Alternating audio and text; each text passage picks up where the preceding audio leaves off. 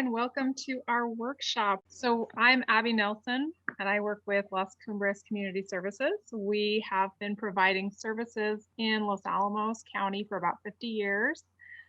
We currently provide a wide range of services. Today we're going to be focusing on the 0 to 6, 0 to 3, and we're going to be talking about the early signs of autism in children. With me today is Susan Hamry, and she's fantastic. She's a speech and language pathologist, and she has a really great understanding of autism. And I don't just say that as a professional, I say that as a parent of children who are on the autism spectrum. So today we're going to ask a bunch of frequently asked questions and some parenting strategies for kids. And Susie, do you want to introduce yourself? Sure. I'm Susie Hamry, speech pathologist, as Abby said, for about 2,000 years now, I think, going on a few more, hopefully. And I do work for Las Cumbres, working with babies 0 to 3. I have a history of being a speech pathologist, working with all ages of individuals with communication challenges. But over this lifetime of mine, for whatever reason, I've been magnetized to the condition of autism. So it's just a privilege to be able to share some of the things I've learned, and am eager to get going and let you know what's going on.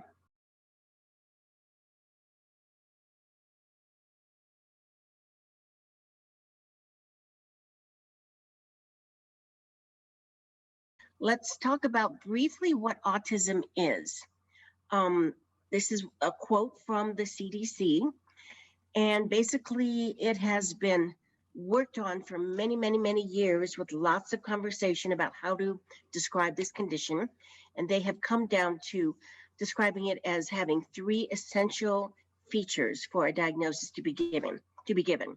One, the individual shows impaired reciprocal, that's the back and forth social interactions. That's a biggie. That's why you see that I've underlined it there. That they can have delayed or unusual communication styles, and we'll talk a little bit more about that later. And there can be restricted or repetitive behavior patterns, which can be any kind of behavior pattern. It can be that a child has to pick up a certain string and take it wherever they go, when they go in the car. It can be that they have to walk a certain way to get around their home. Lots and lots of different repetitive patterns. And we'll talk a little bit more about those individual possibilities as we move on. Right now, the CDC is telling us, and I just checked this morning to make sure it hasn't changed, there is the current incidence of 1 in 54 individuals having some level of ASD. And it's an ever-changing number. ASD, I may refer to it, autism spectrum disorder.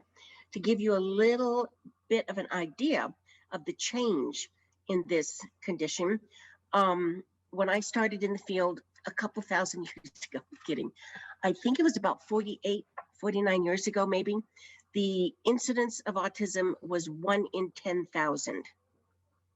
So this old dinosaur is still walking and talking.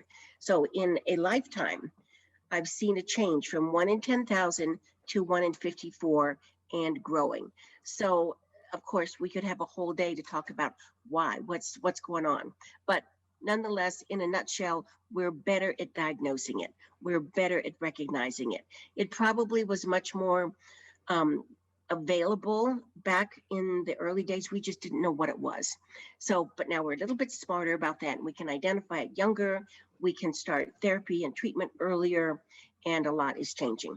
But right now, it's an ever-changing number, but right now, 1 in 54 individuals are diagnosed with some level of autism.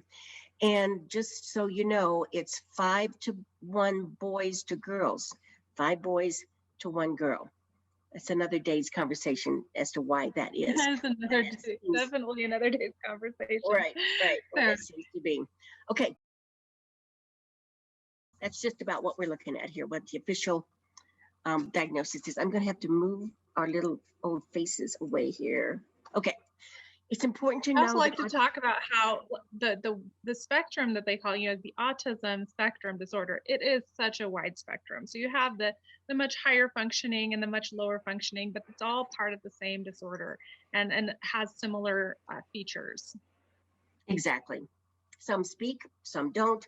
Some are very, very highly intelligent, some not so much, and everybody in between, which makes it not always easy to identify because it has such a variable presentation.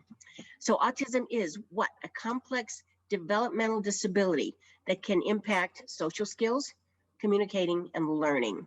Some big, powerful areas there. The symptoms can show up as early as 6 months and others not till the child is a little bit older.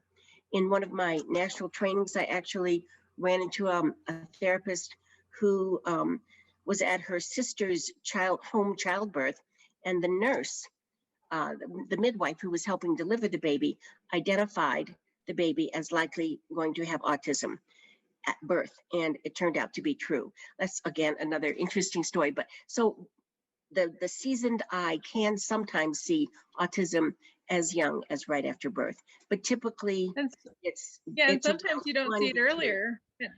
Yeah, you don't even see it until later, because I had my fourth child, my third on the autism spectrum. I wasn't even sure until he was 20 months. And that was when I was like, okay, here's another one. Yeah, check that one. Okay, as Abby said, mild to severe. The symptoms can be changeable every day. And basically, it's important to know that their brain is wired differently, not wrongly. And I actually don't even know if the word wrongly is a real word, but it makes sense here. Just differently. They interpret the world differently than you or I do. So it's our job to figure out how it is they're interpreting the world and how can we support them to do the best job they can in the world as they see it. And what the research is telling us, that early intervention, as early as we can get a hold of a child who may be on the spectrum, can really help direct the trajectory of their future learning in a really positive direction. Again, many, many years ago, the conversation was, oh, we don't even look at a child or consider autism until they go to school. They'll take care of it when they go to school.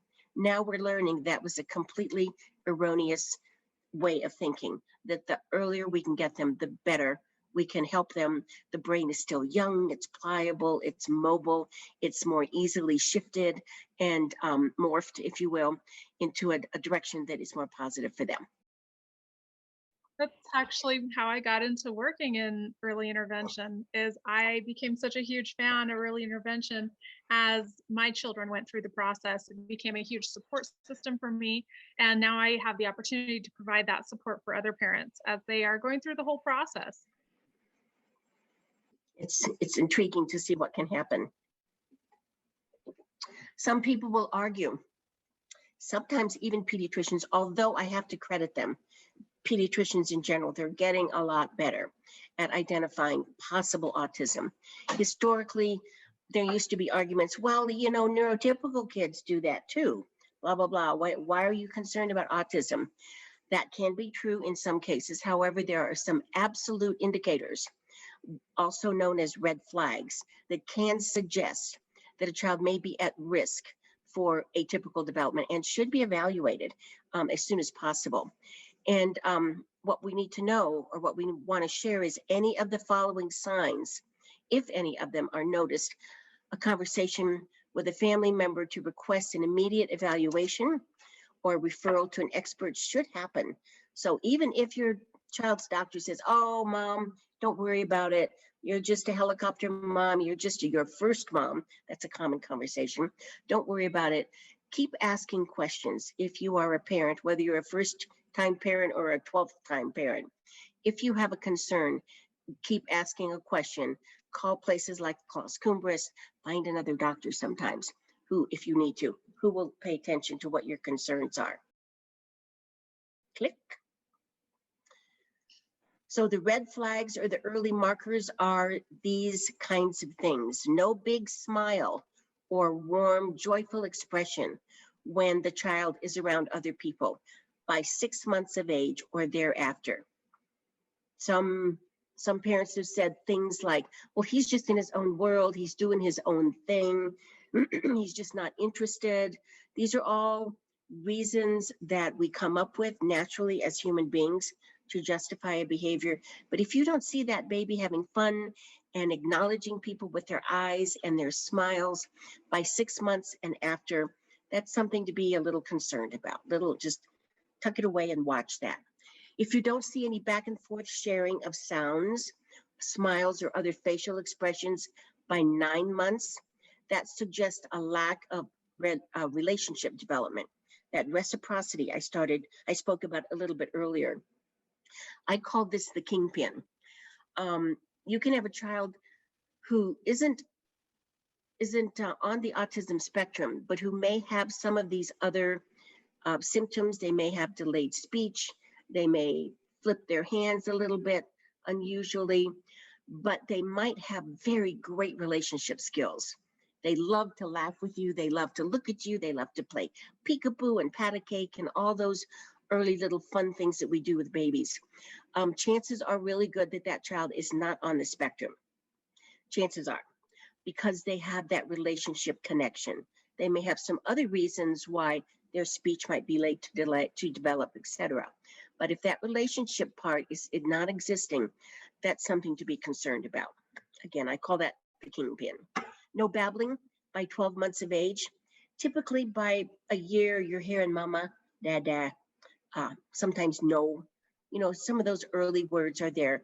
If there's no babbling, no repetition of sounds, abba, abba, abba, abba, abba, and most all the time you're hearing something like mama or daddy, dada, dada, papa by 12 months.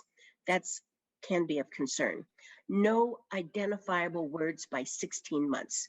There's always wiggle room, but if you're not hearing words from your child by 16 months, in addition to mama and papa or daddy, that's something to be concerned about, considered a red flag. No two-word meaningful phrases that they're initiating on their own by 2 years of age. Go, play, outside now, more juice, those kinds of things, without imitating or without repeating somebody else. These would be words or little tiny phrases that they are initiating by age 2, give or take a month or 2. That can be a red flag. And any loss of speech or babbling or any other developmental skill. Now, this is something that's somewhat recently been talked about and realized at any age.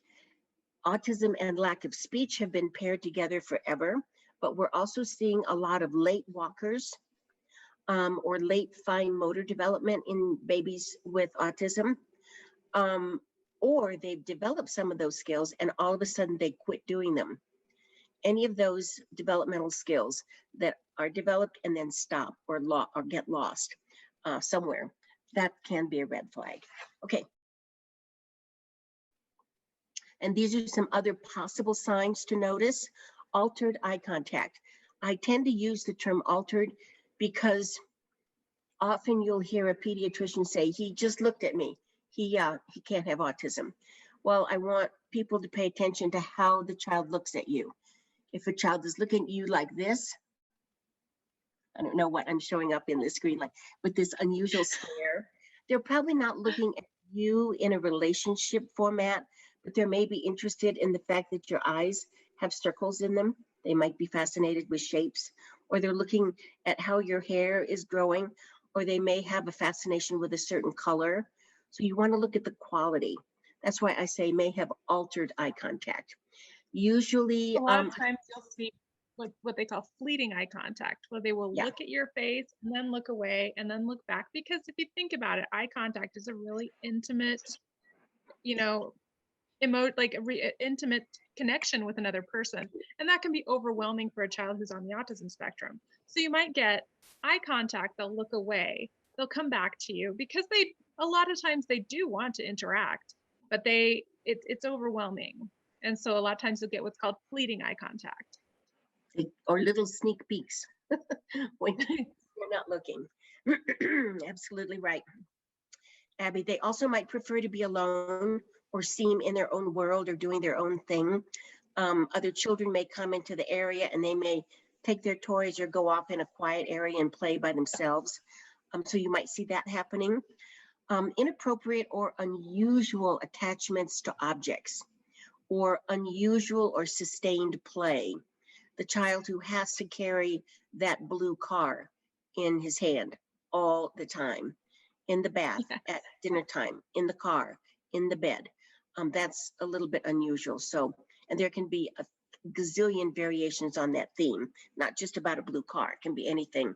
One little boy And they might have a, they might have a hyper focus on an interest, like say they know like cars or trains where they just, but it's a hyper focus. It's not just that's something they enjoy.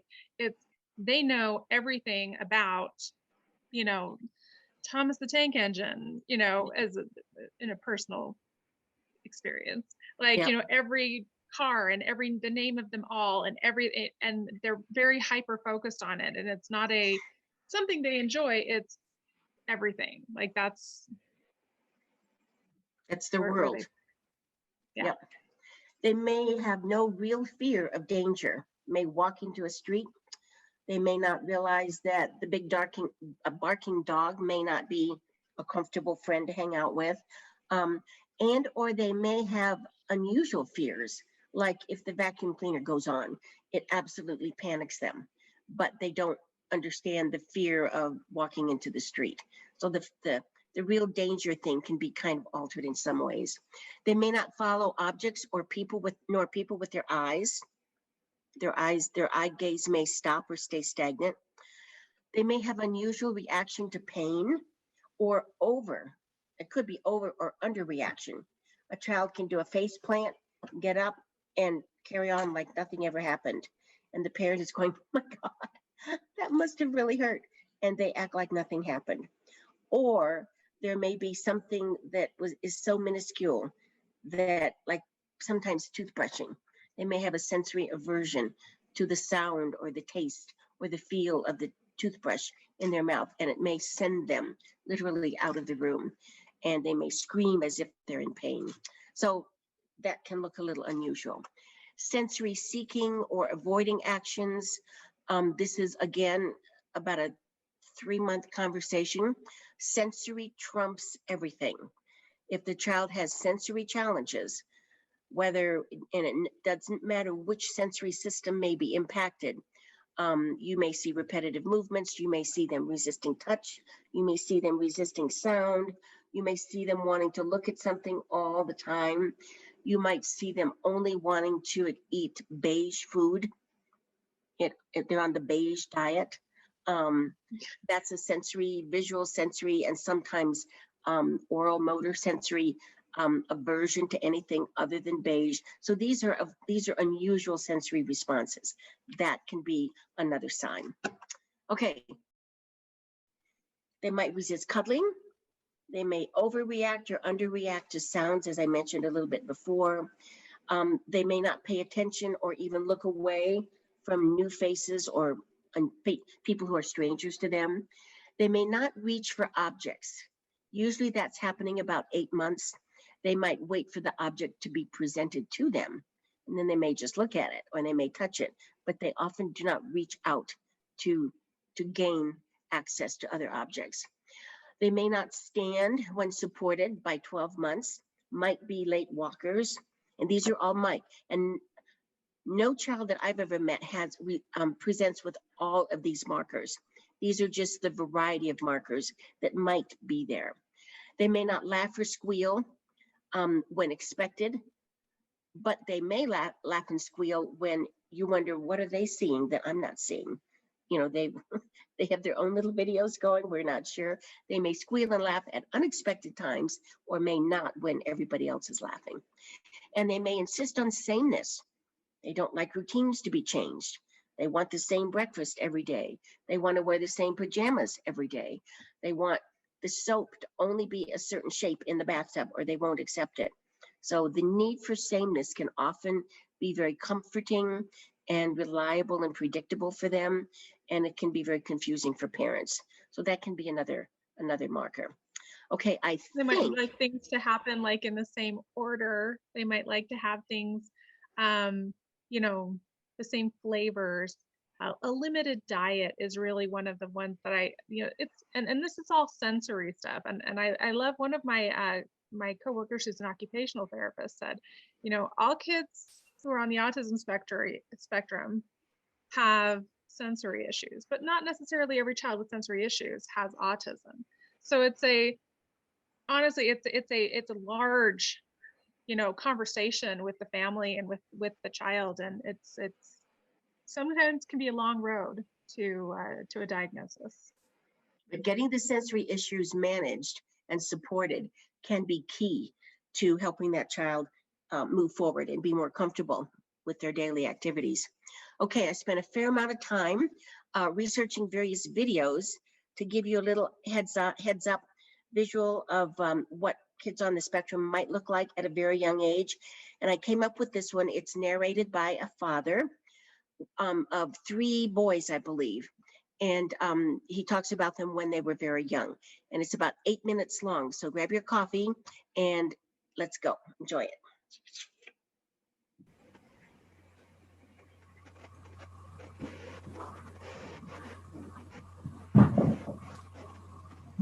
Hello everyone. I haven't done a video like this before simply because it is risky. Assuming you did not skip the disclaimer, there is certainly a lot that can change in a young baby's life. I have had several requests for a video like this because so many parents and caretakers are nervous that their little ones could be autistic. They want intervention and therapy at the soonest time frame possible, so that child will have a better chance at living a healthy life with as little frustration in society as possible. The most recent request I received is from a fellow in Italy working on his master's thesis at the University of Bologna. He wanted to learn about any potential signs of autism in ages 0 to 18 months, as well as parent interactions with a child. Such research could help future children with ASD-related issues. While I usually give the advice to wait until early toddler years to get an official diagnosis or become concerned, that does not change the fact that people start noticing issues much younger than age 3. Sometimes the signs they notice happen like a light switch, where the child seemed typical and healthy at the first year, then all of a sudden their behaviors change rapidly. For some people, they notice the behaviors have been steadily progressing since infancy. Others may not notice anything until later toddler years because babies start out being nonverbal and have many odd or cute behaviors that don't seem strange at the time. The following are 5 signs of potential autism in babies. They are based on professional research, but also based on our experiences raising 3 boys who were diagnosed on the autism spectrum. Your mileage may vary, so if something does not apply to your situation, please don't get upset or become alarmed. Also, I will be showing footage primarily of my oldest son, Ian, as he has the most severe case of autism, and signs manifest in him much more strongly than the other 2 boys. However, Connor and Alistair showed similar signs, with Connor showing the least amount. Number 1, very late milestone when learning to walk. All of our children took a long time learning to walk. For a typical child, walking occurs anywhere from 9 to 16 months. Ian started walking around age 2, as you can see here, which is very late. Connor started walking around 1.5 years, which is somewhat late. Alistair took around 14 months, which is fairly typical. Number 2, speech problems including made-up vocabulary. While every child starts out nonverbal until roughly age 1, people with autism will either never speak or have real difficulty with language early on. Here is Ian only using the word car at age 2 and trying to slur together what sounds like a sentence, but it's hard to hear what he's saying. Merry Christmas. Wow. Yeah, vroom, vroom. Are you in a car? You in a car? We noticed all 3 of our boys had their own made-up language, where they would imitate people talking, but it sounds like babbling. No way. Oh yeah? Oh really? Anything else you have to say? At age 2, most children can speak in very small sentences. Ian still struggles with speech to this day. Number 3, sensory issues over things we take for granted. Sometimes you hear children having issues with clothing tags or loud sounds and bright lights in public settings. But sensory issues can also be sensory craving. Many children with SPD or sensory processing disorder also crave sensory input in the form of constant touching, needing compression hugs, or even biting. Other children on the autism spectrum do not like being touched at all In this video, you can see Ian constantly bumping into and touching his younger brother, Connor, as well as his little friend. It may be easily mistaken for roughhousing, but look at Ian's hands as he keeps making contact. It's as if he's craving touch. You gotta grab.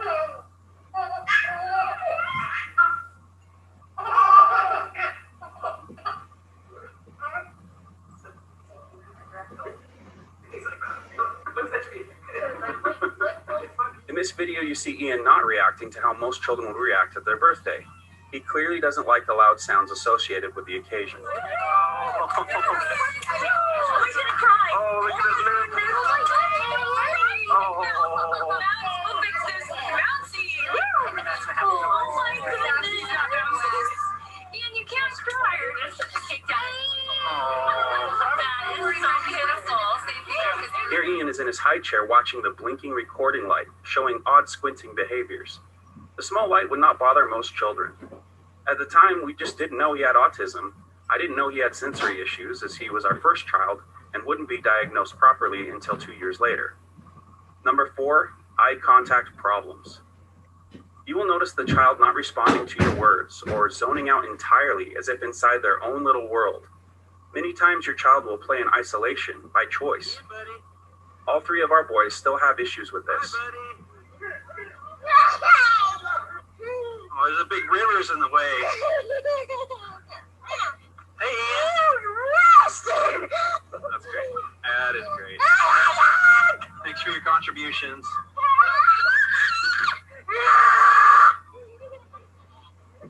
Hi, Ian. Hey, buddy. You jump.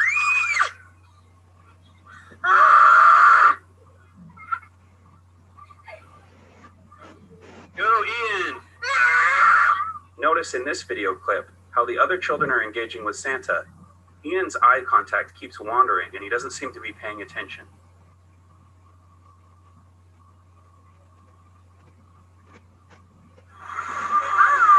Connor. Hi, bud. Hi. Hey, Connor.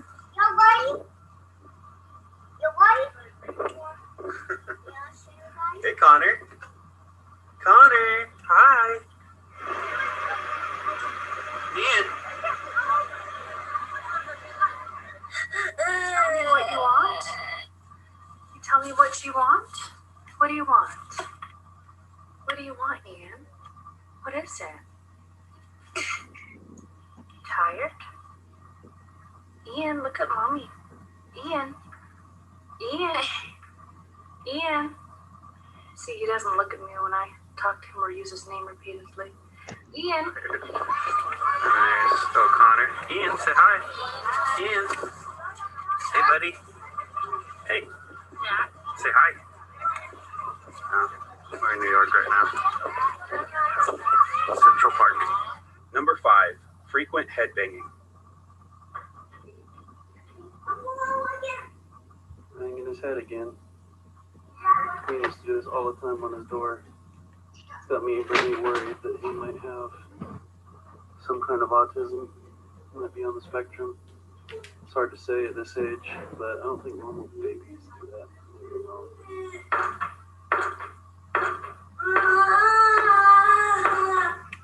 This is a typical evening at our house.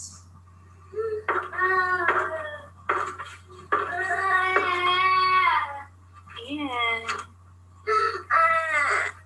Sweetie. Head banging is not the same as rocking like most babies do, where they get on their hands and knees and move back and forth. Similar to our other video about autism signs, this one occurs at a very early age, generally as soon as a child can sit up on their own.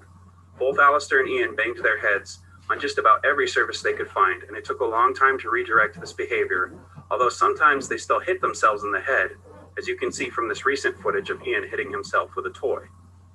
We appreciate you watching as we strive to help others understand more about autism, and as we continue to learn more about autism. Remember, this is not a perfect science yet, and some things can change in children. If you have strong concerns that a child you know has autism, please consult a psychologist, neurologist, or social worker for more help. Abby, were any of those signs in those 3 little boys familiar to you as you recall your children when they were young? Absolutely. Yes, absolutely they were. Especially, and actually what's interesting is the, especially the sensory stuff, the head banging. I had kids who would do that in their high chairs. And then also my daughter, she would actually do it with her feet. She would kick on her crib repetitively. And so if she'd wake up in the night, we'd hear this bang, bang, bang, bang. She wouldn't cry. She didn't cry. She just would bang if she just needed that sensory input from, that repetitive banging gave to her. She's my sensory seeker is what I call her, is she just likes that input in her body. And so it's not necessarily they're trying to hurt themselves. It's not that, it was that they just like that repetitive, feeling of input in their body. And so, yeah, definitely saw a lot of those, and especially the sensory avoidance and the sensory where, they don't like to be touched. And then you have the kids who really need the really tight hugs, and they'll, run and bang into you.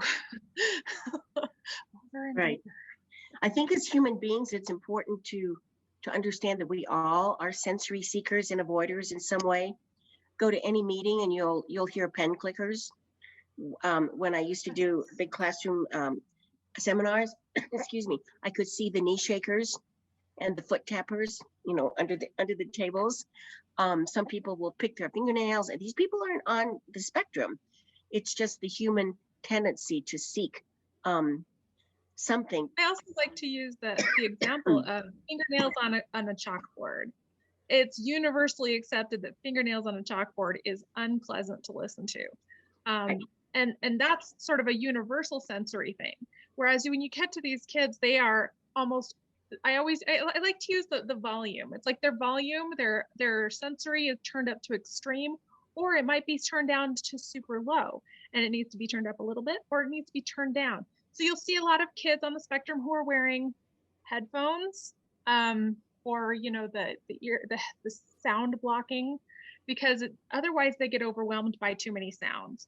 Or you might have kids who like to bang and make lots of noises, and because they need that, and they really gravitate toward more sensory input.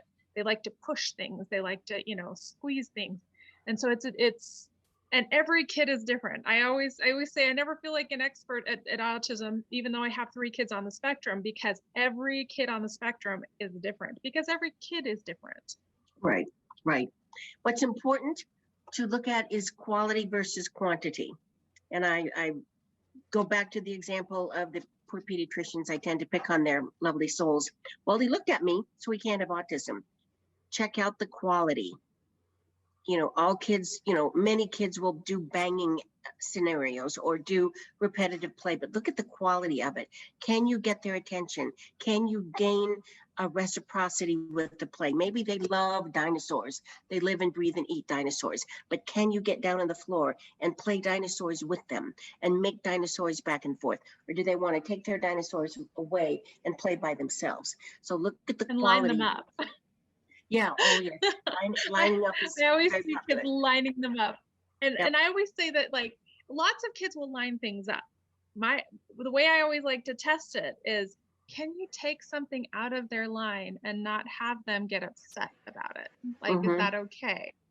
And they might hyper focus on, like, my youngest loved his numbers and letters, and he could tell me all the numbers and letters, but he couldn't tell me a cow said moo.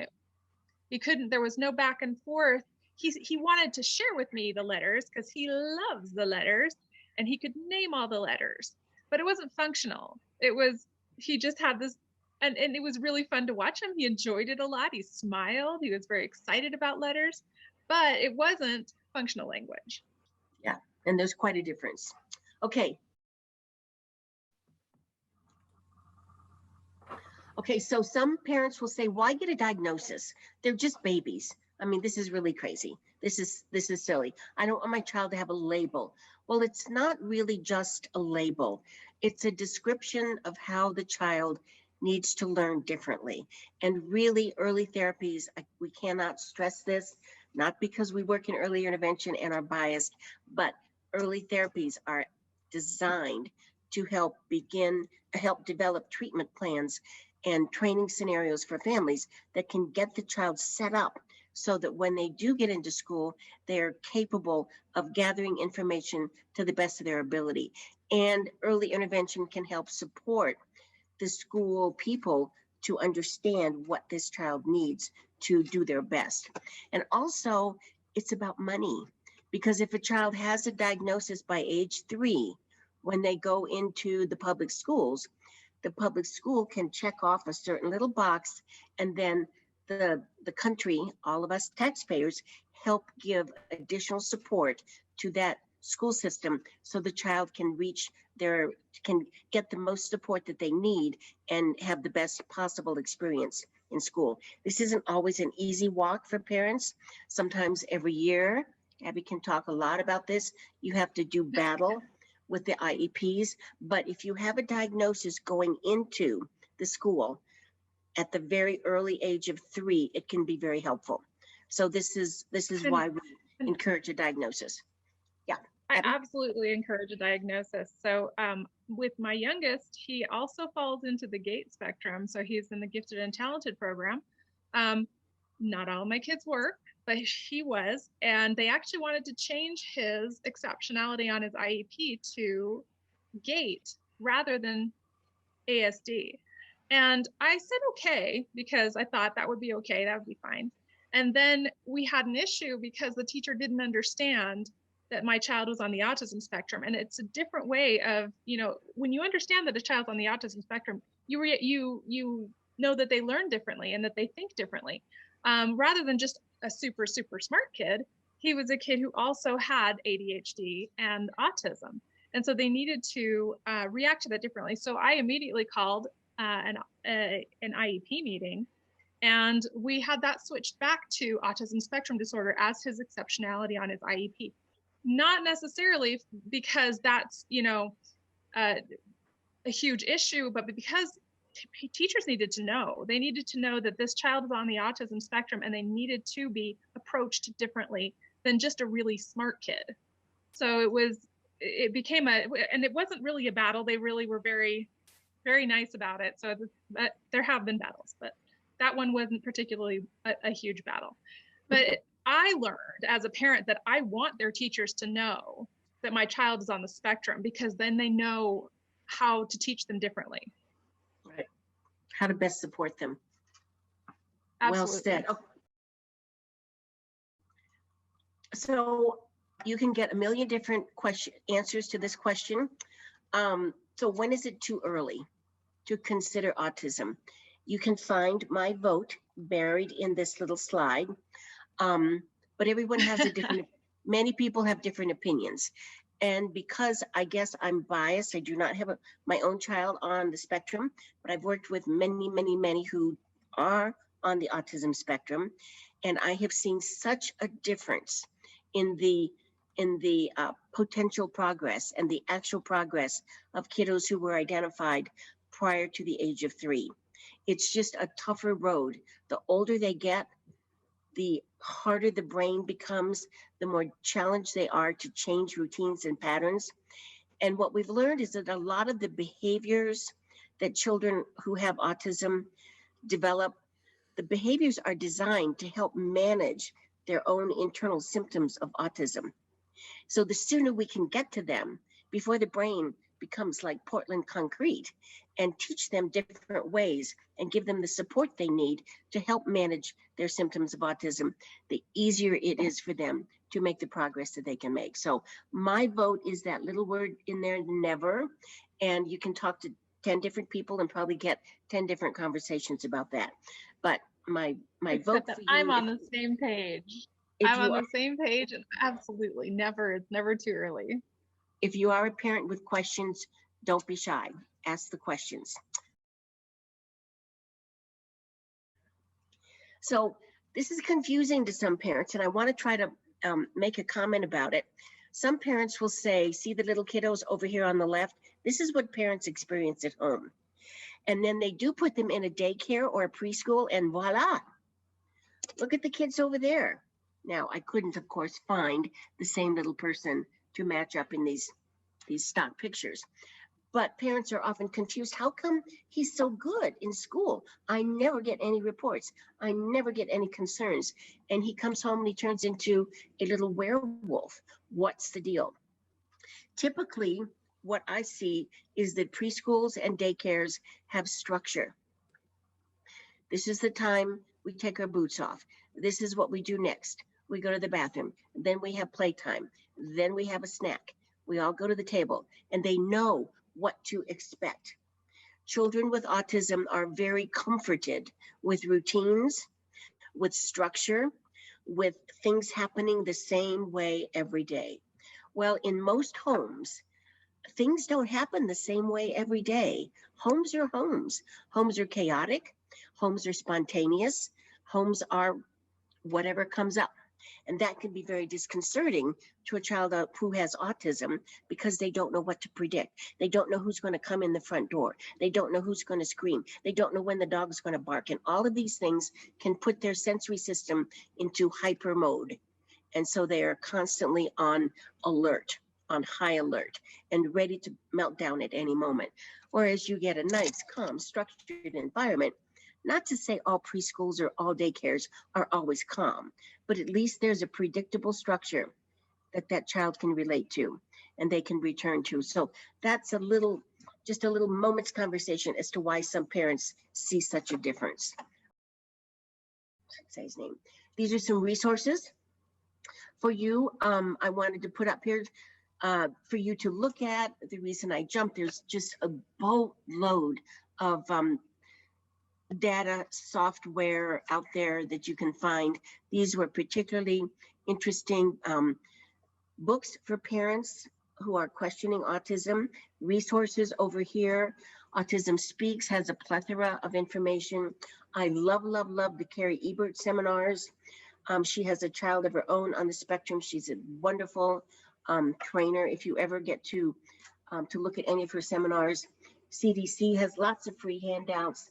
A lot of super duper catalogs can have a lot of good information and good products you can buy that can be helpful for your kiddos, et cetera, et cetera. So you can refer to this. I also recommend a book called The Out of Sync Child.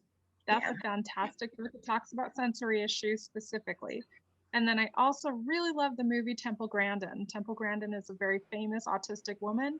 She's a professor, and her life story is given in the movie Temple Grandin, and it's a really great way for my parents to learn to understand autism from my perspective and how I saw it in my children.